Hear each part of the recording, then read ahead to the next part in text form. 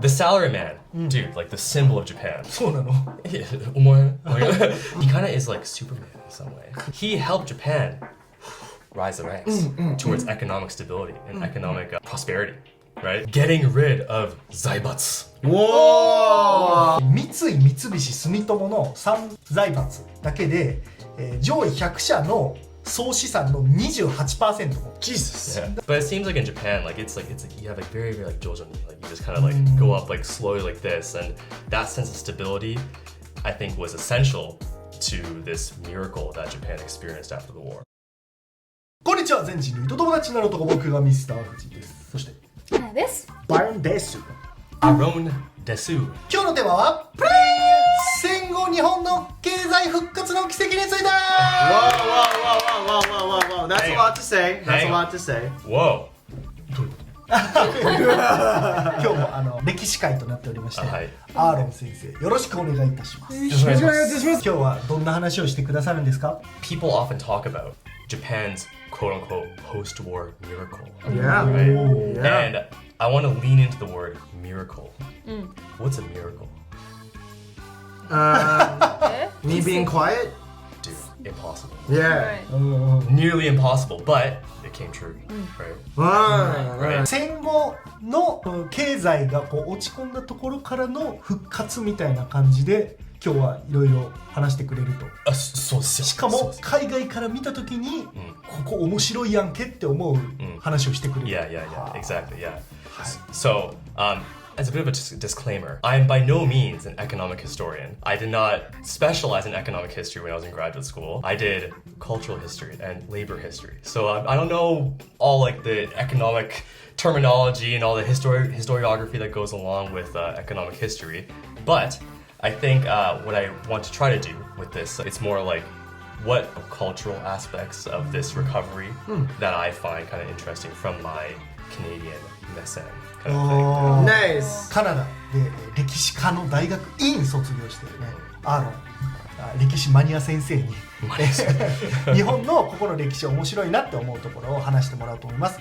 一個だけねもし間違ってたりしたら優しくコメント欄で教えてください。それでは Let's find out!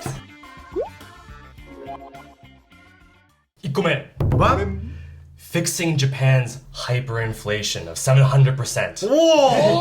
700% inflation? 700%. 7倍ってことよね。 7倍. Until 1948 or so, Japan's economy hit hyperinflation and had a 700% increase in the cost of food. Oh my god. And then imagine Gari-Gari-kun was like sen. I would be livid. God. I would be livid.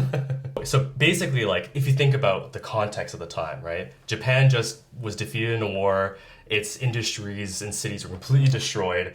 It's very, very unproductive country. So cost of goods and stuff like that obviously skyrocketed.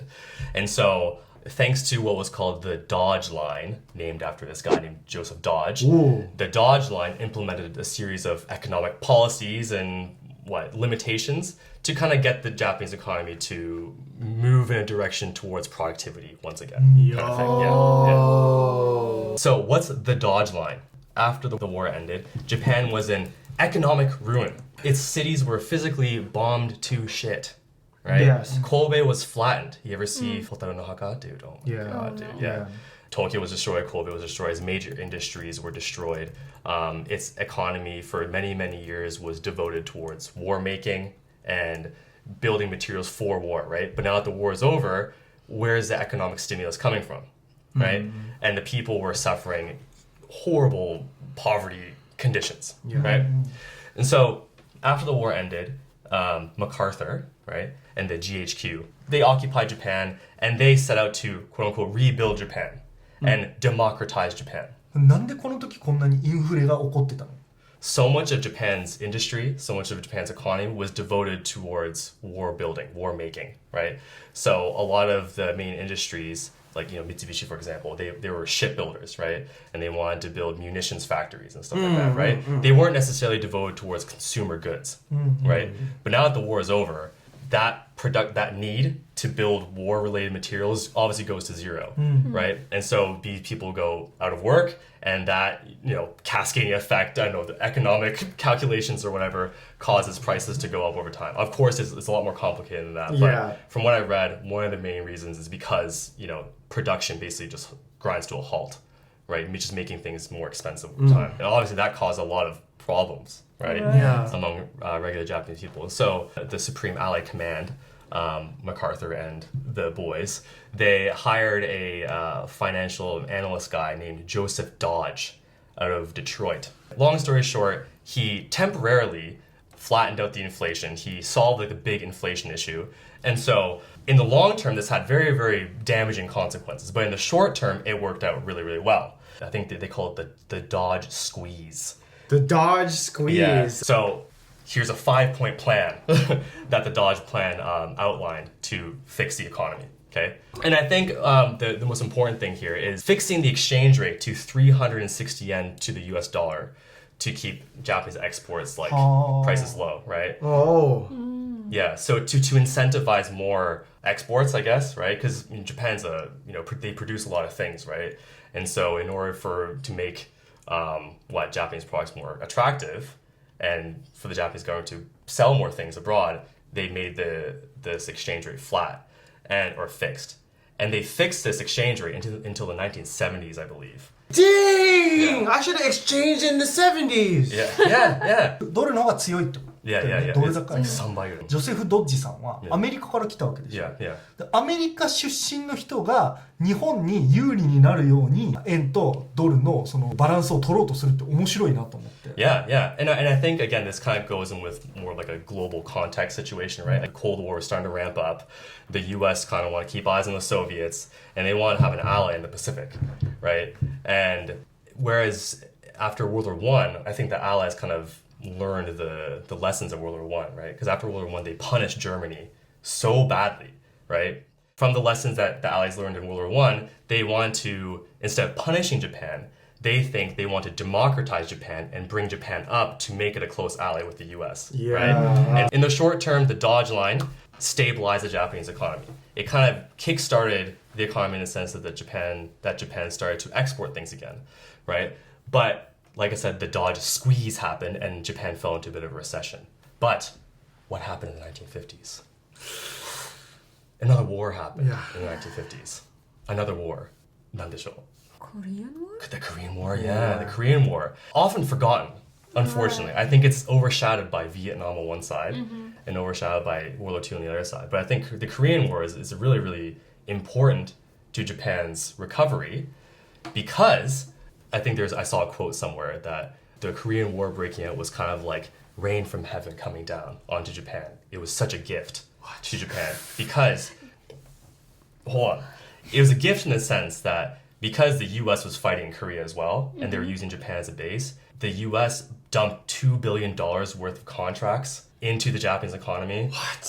To build things like steel manufacturing, textiles, and other things to fund the war effort in Korea. Oh my god. Yeah. Oh wow. Holy crap, dude. And after the war ends, it's not like they can dokodemo doa and get it back to the US. They remain in Japan. Yeah, exactly. Yeah. So because the US doesn't really have any like industries there, right? They have Japan there, that's about it.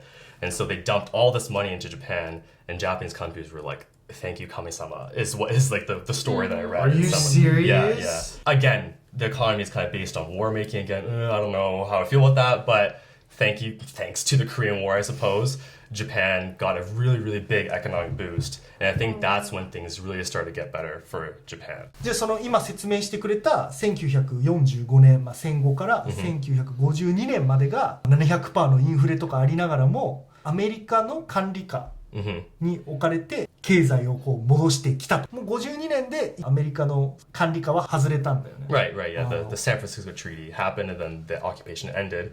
2個目. Getting rid of zaibatsu. Whoa! What's zaibatsu? 特に昔は大きな力を持っていた会社とかであったりっていうところを財閥って言ったりするよね。四大財閥とか。で今もその力は結構あるといえばあるけど、一回その解体されたっていう背景はあると。 Exactly. From what I understand of zaibatsu is that like they're very much vertical company structures, let's say, that's kind of owned or what? Like a family-owned company or business is at the top, right? And then a cascading series of companies kind of fall underneath. But they all have to report to this one family-owned business at the top kind of thing, geez, right? okay. And so let's say a company down here, they can't necessarily do business laterally. They have to do business vertically up through the chain that's attached to this one family company, let's say, right? So a similar thing was happening in the US. Teddy Roosevelt, around the turn of the century, was called like the trust buster, right? And he implemented all these antitrust laws to break up these... Basically the American zaibatsu. Yeah, I mean, these monopolies that kind of controlled significant parts of the economy, right? And by disrupting these monopolies, they improved competition amongst other companies and to make them more equal amongst each other and to have a more diverse economy, right? Right. And so these zaibatsu, they've been around since like well before World War II.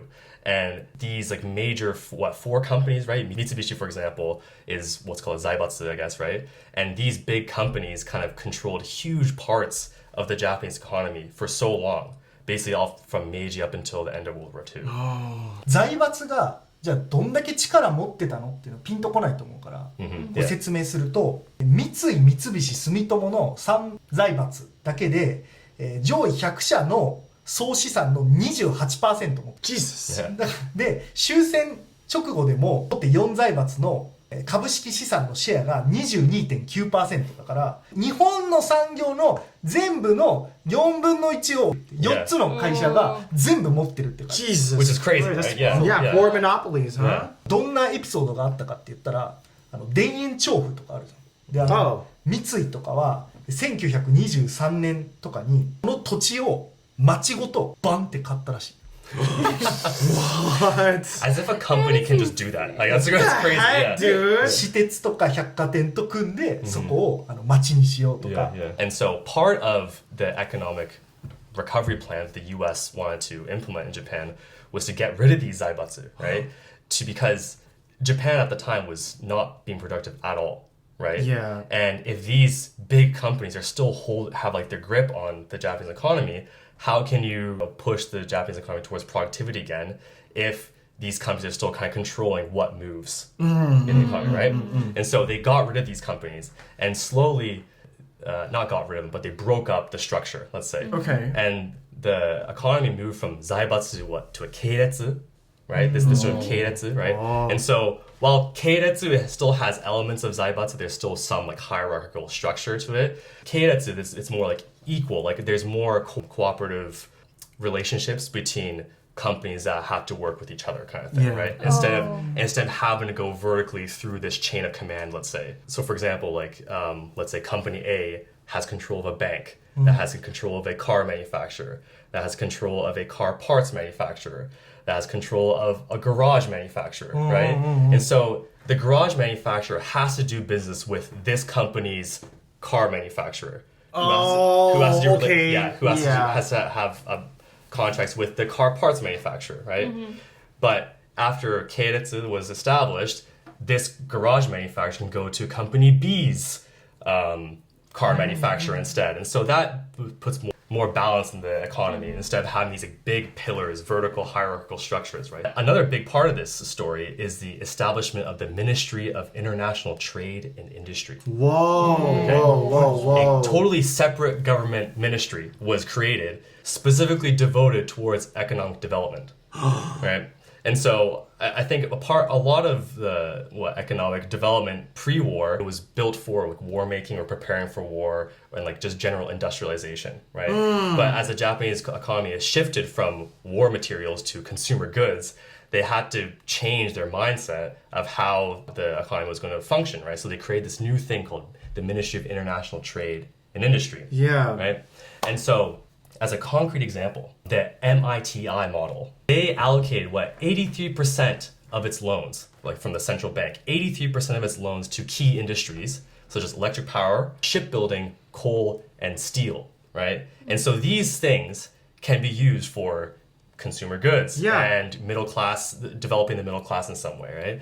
And as you know, the Korean War is happening, these were the main industries that got a big boost from the US's big dump of $2 billion Exactly. in the economy, right? And so I think this is a really, really interesting thing from my eyes, right? Because like the government is like made a whole separate ministry to handle this issue, right? Yeah. And Canada and the US never really had a war on our territory, right? Our cities weren't necessarily destroyed. So we didn't have to have like a fundamental reimagining of how the government should behave in some way, Correct, right? yeah. And so it's kind of interesting to see like to what degree, to what extent the Japanese government decided like, okay, we actually need to fix this, right? Let's make a whole new division, group of people, and dedicate them to specifically towards economic development. That's really cool. Like, That was that was a major power move for sure. Yeah, It's yeah, like, how yeah. do we solve the problem? The problem's not going to solve itself. We need to devote people to actually think about it and how we can build ourselves back up as a country. yeah, right? for sure, exactly, yeah, totally. It just really shows that they move really fast. Right, yeah. If they want to tackle a problem, they don't wait for it to solve itself. They really Right. take action into Right. their own hands. This is really impressive. Yeah, like one like analysis that I read was like other countries like the Soviet Union, when they implement these like 5-year plans, like Stalin had a series of 5-year plans to kickstart the Soviet Union's economy kind of thing, or Yeah. shift the Soviet Union's economy. That was a very much top-down type of command, right? We're going to do this kind of thing, right? Exactly. But with this MITI model, the government basically just dumped a bunch of money in these key industries and let the companies that exist in those industries do with the money what they want, right? Not what they want, right? But like they emphasize more cooperation with the government and with each other as opposed to a top-down, like you just have to follow orders kind of thing. Yeah, Right? that's cool. Which I think is kind of like a big feature to this economic miracle. It's not so like heavy-handed from the top. It's more like bottom up. Let's all rebuild this thing together is kind of the sense that I got from this whole thing. Yeah. That's genius. はいということで Getting rid of 財閥でした。 Wow. 次 From copies to innovation. Oh, wait.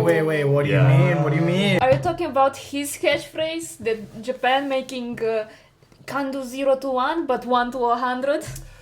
Perhaps I am. Trains? I might be actually bucking that stereotype here. Historical context here. I love historical context. It's so important. Yes, I indeed. love historical context. Okay, so a big theme in these history videos have been like, to what degree has Japan taken ideas from the West and kind of made it their own, right? And throughout historiography, and I think to like the American public specifically, I think they saw what was happening in Japan, and they like to kind of like make fun of Japan in a way and brand them as like a copycat economy, right? They don't actually make anything themselves. They just take things and kind of fix it to make it new in some sense, I right? mean, they're pretty good at it. They're pretty good. Yeah. The title that I mentioned a second ago, From Copies to Innovation. It's like this post-war miracle that Japan was going through kind of showed the world that we're not just copycat people. We don't just copy things. We actually know how to innovate and actually make things that are native and unique to us kind of thing, right? And an example of that is, you know, Toyota's Kaizen philosophy, right? I believe Paul, I wish Paul was here. Right. He'd be able to explain this a lot better than me. But from as far as I can understand, the Japanese economy was, you know, it was going at a pretty good pace, let's say, right, after the war, especially from the 60s onwards. But Toyota adopting this Kaizen philosophy, it was like a worldview change for Japanese manufacturers, right? And when I say worldview change, I mean like the emphasis or the essence of a Japanese company went from just pure production and efficiency, but to actual improvement.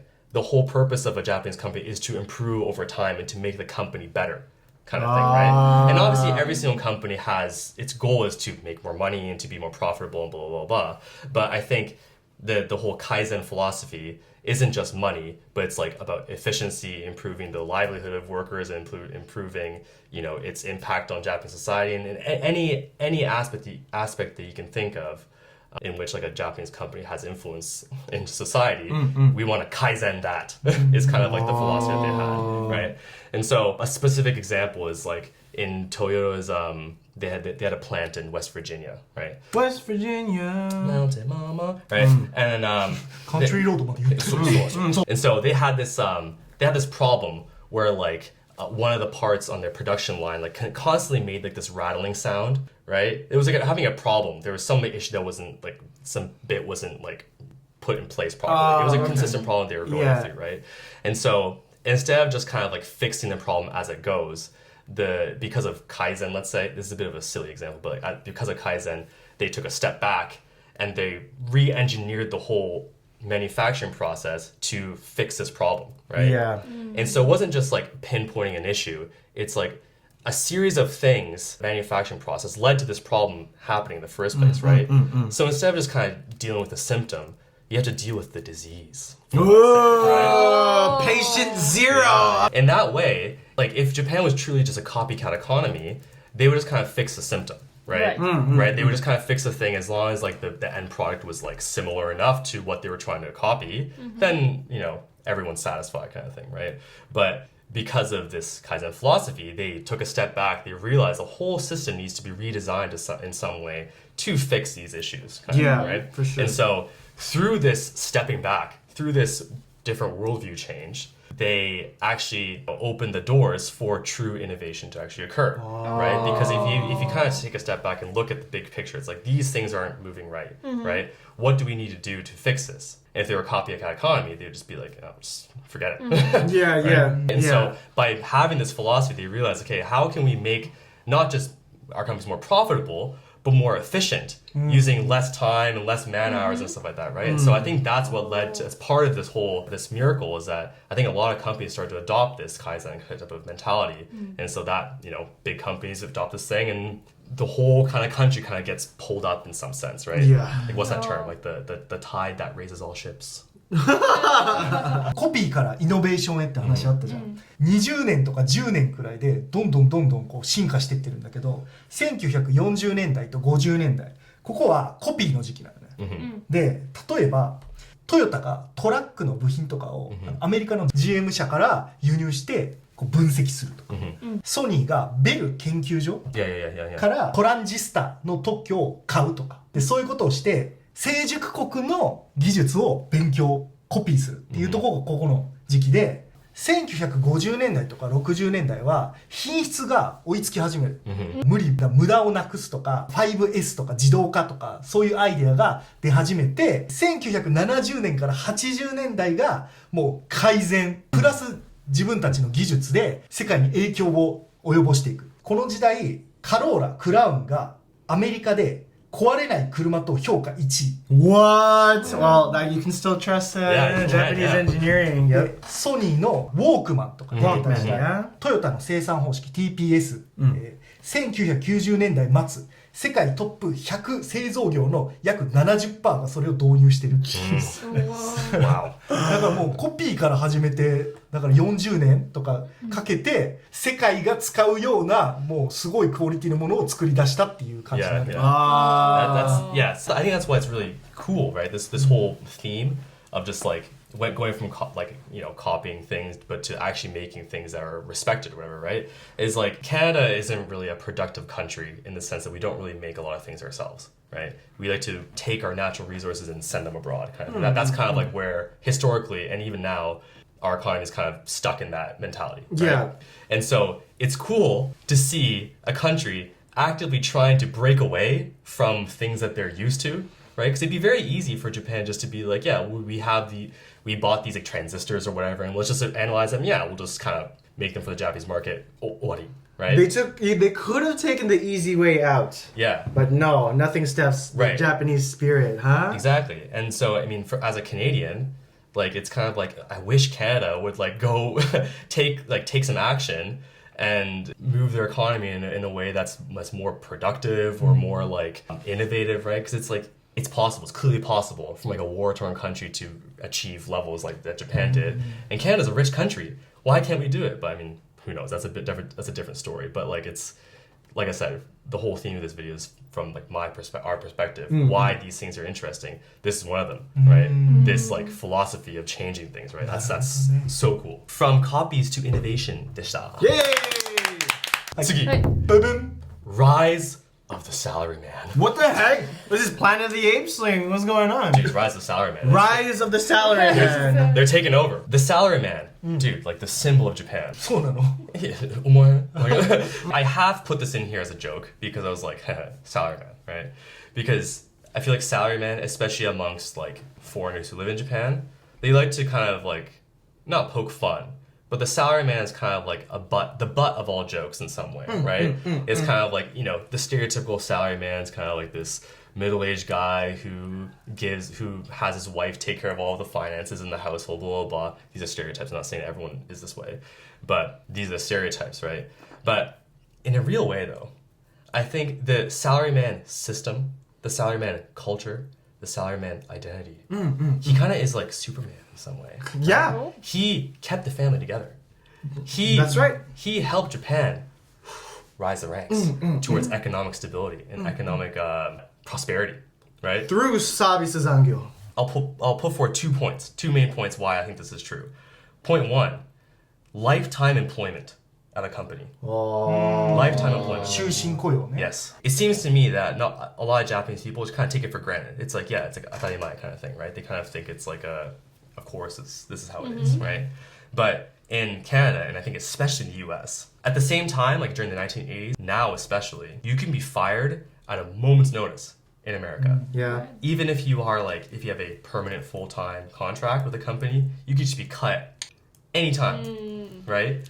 You could show up to work and they'd be like, sorry, we're gonna have to let you go.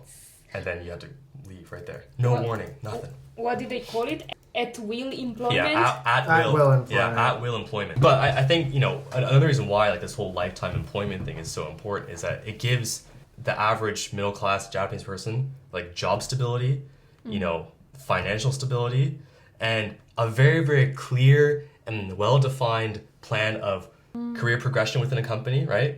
And it's like seniority based, right? So you spend 5 years as a regular employee and you go to kacho, right? And then you spend 5 years as kacho and then you go to bucho, right? And then bucho, you do your time there and you go up to C-level executive or something like that, right? I feel like this is a very, not common, but like this is a path that people have taken since like, you know, the post-war period, it seems like, right? Yeah. And then, but in like Canada, US, it's so, your promotions they feel so apolitical, and B, like it's very like skill based, right? And I'm sure there are elements of that in Japan too, don't get me wrong. I'm not saying it's like just purely seniority, but if you stay with a company for long enough, like they'll train you out of graduation, they'll mold you to become a perfect company employee, and then eventually you can, you know, you learn the rules and you climb your way up if you just stay there a long time. And it gives you like, you know, regular salary increases, right? In the best situation, of course, right? But I think because of this stability and this clear progression through a company, imagine if all the companies in Japan are doing that, everyone is kind of raising their salaries at a kind of an even rate, it seems like, right? Right? Instead of in the US, like you could be making 200 grand a year at Google and fired and making zero, unemployed for 6 months, get a job at Whole Foods at minimum wage, and then back up to Amazon or something like that, right? Like, these things do happen, right? But it seems like in Japan, like it's like you have like very, very like jojoni, like you just kind of like go up like slowly like this, and that sense of stability, I think, was essential to this miracle that Japan experienced after the war. Yeah, and then you can control your progression by how high you kanpai people at your company. Yeah. Right? It's like, oh, I'm kajo now? Now my cup can go this higher than my bukas. Yeah. 新卒で一括採用でまず日本はね、で大量に横で揃えて同じ給料、キャリアが描きやすいよね、最初安いけど例えば20年後ここの会社に居続けるといくらもらえるよみたいな感じ、同じ会社で、一つの家族じゃないけど、自分はこの家族のために頑張るんだみたいなイメージが日本人はあるかもね、最近はちょっとずつ変わってきたけど、高度経済成長期かな、1955年とかから多分70年くらいまではもう会社第一、家族より会社っていう、このマインド今もちょっと残ってる気がするけども、このマインドがもうものすごくみんなの中で当たり前にあったから、日本はね、シンプルに3人雇うより2人雇って毎日12時間働かせたらイコールなんだから。My God! まだ残ってるね。そうなんです。Because of this mentality, it's, the Japanese economy, like in small steps, managed to become the way it is now. So, ありがとうございます for your service. Thank you, salaryman, for your service. はい、ということで、Rise of the Salaryman でした。Rise of the salaryman. はい、ということで今日は日本の戦後経済の奇跡の復活について話してもらいました。お疲れ様でした。お疲れ様でした。ありがとうございました。Thank you, thank you. Oh man. 最後の wrap up summary です。Okay. Okay. To put it in some real words here, real numbers, okay? The Japanese economy during like the post-war period in the 50s and I believe the 60s, the Japanese economy was developing at a rate annually at 9.6% year over year. すごいね。9.6%. That's an insane growth rate. 9.6%? Compared to, the past few years, the Japanese economy is growing at less than 1. It's like 0.5. Yeah. 9.6% year over year. Oh man. That's a lot. Right? Like this number looks extreme, right? And if you look at it on the graph, it visually is extreme. But everything that we've talked about or that I've read about, nothing they've been doing is extreme. If you know what I mean. Yeah, oh, that makes Don't a you lot mean? of sense. Did you know what I mean? It's very consistent, but the consistency lies in the way their ability to improve, right? Right. Like, I mean, obviously Japan got a lot of help from like the occupation and the Americans' intervention and stuff like that, right? And so in some sense it is extreme from like a personal feeling aspect. But compared to, say, Stalin's 5-year plans when he was trying to shift the Soviet Union's economy from an agrarian society to an industrial society, I think they achieved similar level. I think they achieved like around 6% or something like that year over year during some of their 5-year plans. But at what cost? A lot of human suffering, let's say, during Stalin's reign.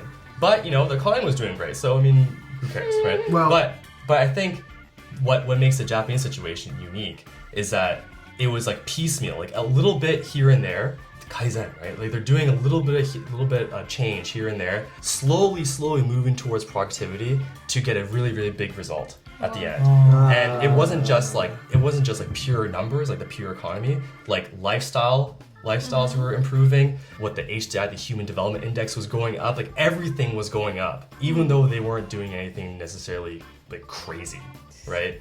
Which is what I think is so incredible about this. That's why I think it's called a miracle.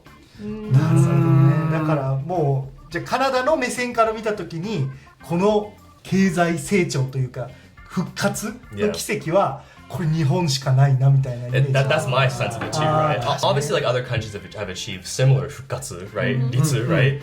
But like it usually comes at a very, very high cost of something. Right? Whether human cost or, whatever. このメンバーで見たときになんか自分みたいやなって。That's what I've been thinking the whole time. なんかめっちゃすごいことするというよりはずっと続けてちょっとずつ改善してくれて、まあ YouTube なんかまさにそうじゃん。っていうのに対してまあみんな、特になんかバイロンみたいな拳銃の飛び道具に僕は米作ります。拳銃撃ちます。最高のチームです。Yeah. So I think the whole theme of this topic just feels like a little bit at a time, slowly working your way towards the top kind of thing, right? Like the tortoise and the hare, that thing, that whole parable. Slow and steady wins the race kind of thing. That's kind of the sense I get from this whole miracle thing. So yeah. あんまりないよね。この海外の目線から見たときにここが面白いと思うってピックアップしてくれてるからさ。I guess not. Yeah. なんかまあ僕があんまり歴史弱者なのはそれ本当すいませんなんだけど見てくれてる人もこの視点で面白いと思うのかっていうこの切り口、これ多分アーロンだけじゃないかなって。そう気がする。ありがとうございます。続けさせてもらえたらと思います。お願いします。はい。他にアーロンに話してもらいたい歴史のトピックがあればコメント欄までよろしくお願いします。それ以外にもですね、他に僕らに話してほしいトピックがあればコメント欄までそちらもよろしくお願いします。それでは次の動画でまたお会いしましょう。バイバイ。